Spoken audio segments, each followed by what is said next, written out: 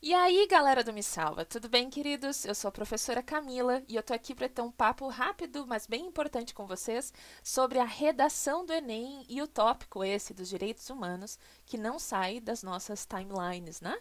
Então vamos lá.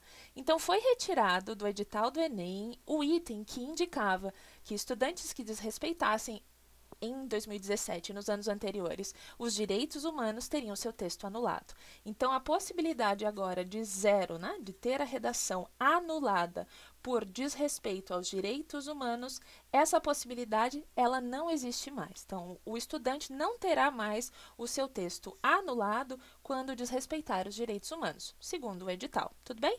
Segundo tópico muito importante, quando nós estamos falando de direitos humanos, queridos, é realmente uma problemática. Nós estamos diante de uma problemática em constante tensão.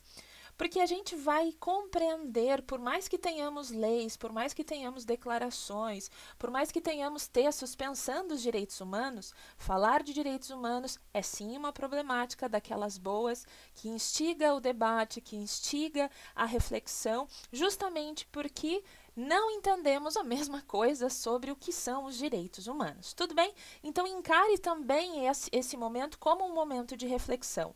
Ok? Além disso, queridos, vamos ter atenção a que o edital está se propondo. Então, quando a avaliação do texto do Enem ela é feita, existe uma hierarquia na avaliação.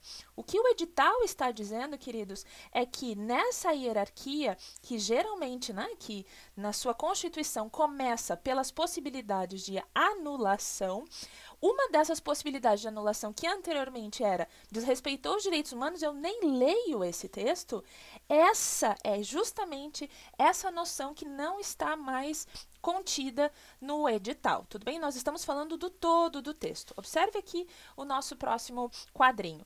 Então, nós estamos falando de um texto, a gente não pode esquecer que na redação do Enem, na construção da redação do Enem, nós estamos falando sempre de uma problemática, né, de uma contextualização que se dá muito a partir do que entendemos por social, por sociedade. Então, por exemplo, na proposta de redação do Enem, que solicitava medidas para combater a violência contra a mulher, né? Então, quando nós estamos falando desse tema, vamos pensar juntos. É possível construir uma argumentação ao longo desse texto que desrespeite os direitos humanos, sendo que a própria proposta está trazendo um debate a respeito do desrespeito aos direitos humanos? Então, muita atenção, queridos. Por mais que esse item agora não exista mais no edital, vocês ainda têm a tarefa de construir uma argumentação consistente. E para ser consistente no Enem, tem que encarar essa problemática social, sim, e tem que propor propostas de intervenção que estejam de acordo com essa proposta. Então, não seria possível desrespeitar os direitos humanos nesse ano, por exemplo, né? Ou em outros, porque esse é o perfil das propostas de redação do Enem. Não seria possível desrespeitar os direitos humanos, sendo que eu estou diante de um tema que que solicita a todos os estudantes refletir sobre o que são os direitos humanos. Fica claro? Então, essa argumentação consistente, ela continuará sendo um critério de avaliação, esse sim pertencente a todo o texto, sobretudo de duas competências, para quem está mais ligado, né? Nas competências 2 e 3. Então, eu já estou falando aqui de mais ou menos metade da minha nota da redação.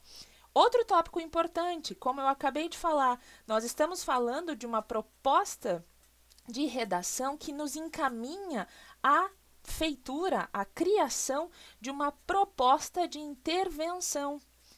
Essa proposta de intervenção, se vocês derem uma olhada lá no que ela solicita, ela está nos dizendo que sim, ela precisa respeitar os direitos humanos. Justamente porque a finalidade da criação desse texto no Enem é encarar a problemática social, me colocando como cidadã, como cidadão, para transformar o lugar em que eu vivo. Ficou claro? Então, queridos, quando nós estamos diante da compreensão disso, né? Quando quando juntos chegamos até aqui, acho que vale a pena a gente pensar um pouquinho o que são esses direitos humanos e por que estou sugerindo que vocês pensem a respeito. Embora a retirada desse item ela possa parecer autoritária ou ela possa parecer de alguma forma, né, é assim, ponto final, nada nos impede sempre de refletir. Então, vamos lembrar, queridos, lá naquele período de extremo horror da Segunda Guerra Mundial, o que foi criado? Foi criado justamente diante da impossibilidade de narrar, da impossibilidade de viver, da constatação de o quão cruel e horrível o ser humano, olha só, o ser humano pode ser, justamente nesse contexto da Segunda Guerra, foi necessário criar a Declaração dos Direitos Humanos, universal dos direitos humanos. Tudo bem? E, ao fazer isso, o que a declaração está buscando? Ela está buscando definir, de alguma forma, o que são os direitos humanos? Sim e não, mas antes disso, ela está buscando, de fato, que esses direitos sejam de todos, e vou colocar o feminino aqui também, e todas. Qual é a previsão, o que está ali mais melhor pautado na Declaração dos Direitos Humanos é que esses direitos, independente de como nós os entendamos, esses direitos são de todos, independente de raça, de gênero, de etnia, de opinião. Não interessa quem somos, sim, esses direitos são de todos. Mas aí, quando principalmente nós começamos a pensar sobre esses direitos de todos, dá uma quebrada na coerência da nossa reflexão. Por quê? Queridos, vamos lá. Porque geralmente quando nós falamos de todos, a gente pensa, tá, mas e eu nessa história toda? Nem sempre eu estou ali presente nesse eu.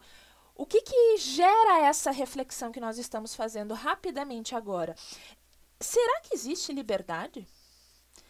Será que a minha liberdade, ela existe de fato? Será que eu posso ser totalmente livre?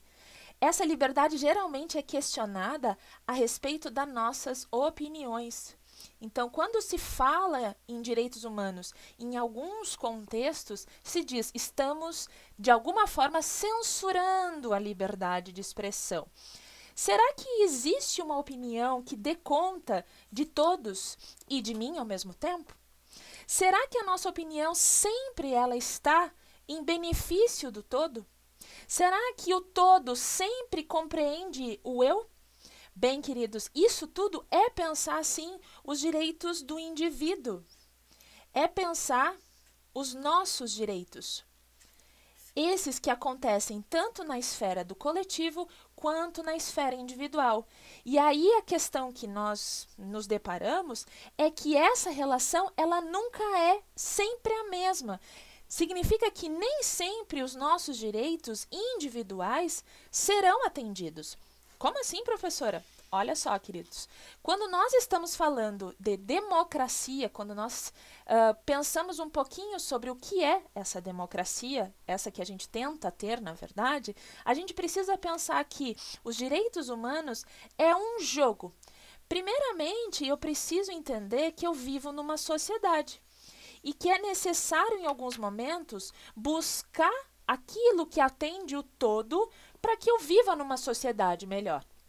E em alguns momentos não. Em alguns momentos eu preciso olhar para o indivíduo, preciso olhar para mim e tentar buscar aquilo que é meu de direito, para que essa relação se construa de uma maneira mais sadia. Queridos, isso é, no fim das contas, democracia. Então, quando nós estamos falando do direito de todos, nós estamos falando do direito do coletivo e também do indivíduo, mas sempre em jogo.